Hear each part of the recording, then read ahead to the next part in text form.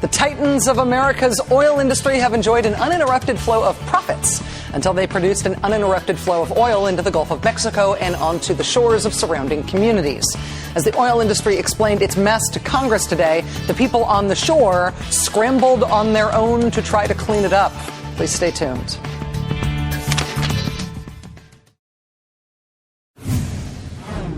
A mobilization of this speed and magnitude will never be perfect, and new challenges will always arise. I saw and heard evidence of that during this trip. So if something isn't working, we want to hear about it. If there are problems in the operation, we will fix them. Oh, pick me, pick me, pick me. Problems you want to hear about? There's plenty about the response to the BP oil disaster that is not working. And today, the CEOs of Exxon, Chevron, Shell Oil, ConocoPhillips, and BP America heard about some of those problems from Congress. All of those executives from the top 5 oil companies in the country were summoned up to Capitol Hill today to answer for what their industry has wrought in the Gulf. It ended up being one of those oddly satisfying days of congressional hearings when the stuff that ought to get asked actually gets asked. Stuff like, hey, oil industry executives, why exactly are you still using technology from the 1960s to clean up a spill in the 2000s? Now another picture. A picture I'm very familiar with. A picture of the boom used in the Santa Barbara oil spill in 1969. That was about the era of the rotary telephone. Now here's a picture of the boom used in the Gulf today, 40 years later. Do you see a big difference between the boom technologies used in these two pictures? I don't see a big change in boom technology. There have been tremendous changes in technology and how boom is deployed and how satellite imagery helps deploy resources into the best possible places. Yes, we do have satellite imagery now, but that was the era of the rotary telephone. We now live in the era of the iPhone. See, according to BP, it's okay to use 1960s era technology because now, because we have satellites and stuff, we're better at knowing where to put our 1960s era technology. That's like if we were still driving Ford Pintos and Corvairs that exploded on impact. But now, Ford Pintos and Corvairs have OnStar in them. So when they blow up, we know exactly where to find the smoldering wreckage. This current disaster obviously happened specifically to BP, but one of the things that has emerged pretty clearly since is that it could have easily happened to any of the big 5 oil companies that testified today, at least, including, say, ExxonMobil. ExxonMobil CEO Rex Tillerson was grilled by Congressman Bart Stupak today about his company's claim that they can handle a spill as large as 166,000 barrels per day. If you can't handle 40,000, how are you going to handle 166,000 per day, as you indicate? The answer to that is when these things happen, we are not well equipped to deal with them. So when these things happen, these worst-case scenarios, we can't handle them, correct? We are not well equipped to handle them. There will be impacts, as we are seeing. When they happen, it is a fact that we're not well equipped to prevent any and all damage. There will be damage occur. There will be damage occurring. We need to freeze frame. Stop this. Stop with this. Leave that guy there. This is one of those moments. This is important. Append this to every deepwater drilling application. Append this to every complaint about the deepwater drilling moratorium. Append this to every politician who says that what we really ought to be doing is continuing to drill. Here it is again. Here's the oil industry. Here's the CEO of ExxonMobil admitting they have no idea what to do when things go wrong. When these things happen, we are not well equipped to deal with them. We are not well equipped to handle them. There will be impacts, as we are seeing. When they happen, it is a fact that we're not well equipped to prevent any and all damage. There will be damage occur. While it is comforting to hear the oil industry admit out loud to what we've all been seeing the evidence of, it is, again, cold comfort to the people who have to live with the consequences of that horrible truth. Those are the people in all of the coastal communities who are now watching the oil in the Gulf of Mexico surge toward them.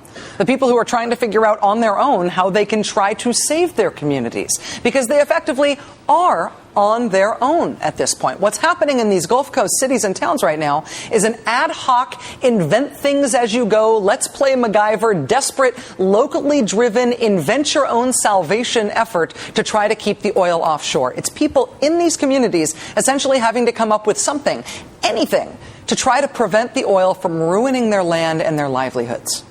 We have been trying to give this admittedly local story some national attention on this show. Today, there was a big article about it in the New York Times about what the Times described as chaotic efforts to contain and clean up the oil in the water. I'm hoping that maybe that big article and some of what's been going on in Congress will help give this part of this story some more national gumption in terms of the coverage. But up until now, this innovate on the fly effort has received the most coverage and the most in-depth coverage at the local level, at local news affiliates. And there has been some truly amazing local coverage. Check some of this out.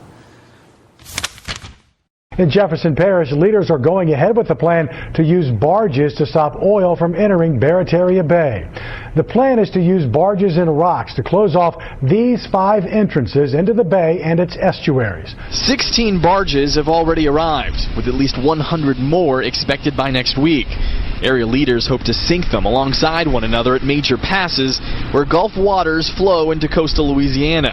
Orange Beach is taking matters into its own hands to protect Perdido Pass. To protect Perdido Pass, crews are now working on a $4.6 million steel pipe boom plan. It's a 36-inch pipe filled with foam, so it will float. It has a vane on the top of about 18 inches. It has a keel on the bottom of about 18 inches. So it will afford us about 3 feet, 2.5 to 3 feet of protection from the top of the surface. It's rigid so that it will stay in place. A new tool is hitting the beach in Grand Isle, Louisiana. Sand sifters usually clean beaches of cigarette butts and bottle caps, other debris like that, but now they're being used for oil. The machines pick up oil-soaked sand, sift it, and leave behind clean sand. The machines have been used to clean up oil in Saudi Arabia, but this is the first time they've been used on American soil. Sand sifting, never been used before here. Sinking barges to be physical barriers against oil. Steel boom that they're inventing, testing, and deploying. These are local mayors, local councilmen, county officials trying to do the work right now that the oil industry hasn't done since the 1960s. Since, as Lois Kapp said, there were rotary phones. This unsafe industry, which has created these disgusting messes, have basically said to local communities, you guys are on your own. You figure out how to prevent our oil from destroying your town. We're working on other stuff and counting our money. This isn't just shortfalls in technology either. What's going on in these local communities is also the result of BP not caring enough to use the technology that does exist the right way. Today, officials in Pensacola, Florida, reported that the booming effort set up to keep the oil out of Pensacola Bay failed. Quote, oil has been able to get past a large V-shaped boom stretched across the pass. Booming isn't great. Booming is old technology, but booming done right, done professionally and carefully and tended well, which takes a ton of manpower, should have been able to protect Pensacola Bay. In the current setup we have in this country, the oil industry has everything going in their favor. They get all the gains, all the profits from this incredibly lucrative industry. And the risk is always ours. It's our American beaches that get doused in oil. It's our American marshes that get ruined when something goes wrong. It's our American industries that get destroyed when the places where people make their livelihoods are polluted and made toxic. So for us citizens, us non-oil executive citizens, those of us who don't profit from the oil industry, big disasters like the Exxon Valdez, the Ixtoc, the Buzzards Bay spill in Massachusetts, the Prudhoe Bay spill in Alaska, the 7 spills after Hurricane Katrina, all of the spills after Hurricane Ivan, the spill in Salt Lake City this past weekend. For those of us who don't profit from this industry, these are big deals. These are sort of landmark events in terms of our relationship to oil. But get this. This is something that I learned today watching the congressional hearing that I did not expect to learn. For oil industry executives, even the biggest accidental blowout ever, 140 million gallons of oil spilled into the Gulf of Mexico, even Ixtoc, even that is apparently not a big deal. When they think about their own industry, it's not part of what they've learned about oil and oil companies and drilling. It's not something that they talk about. It's not a term they're familiar with. It's apparently, if you're the head of an oil company, if you are the CEO of an oil company, it's apparently something you've never even heard of before. I was reading an article about a well referred to as IXTOC-1, which I think was back in 1978 or 79. Are any of you familiar with the history of that particular well blowing in the Gulf? Any of you aware of the facts of that? Yeah, we didn't edit that to take away the sound. That's them. They just blank stares all around. So if you're counting on the oil industry to self-police in response to big disasters, you just look at the blank, unknowing faces on these guys and tell me that you're still counting on them. An enormous disaster like Ixtoc is apparently not something that gets discussed in oil executive circles. The fact that they spill oil disastrously doesn't even register on the radar for these guys in terms of what they do. And this is why we have government regulation. We care because it's our land, our sea, our country that they're destroying. In the oil industry, these disasters apparently don't even make a wave. They don't even register.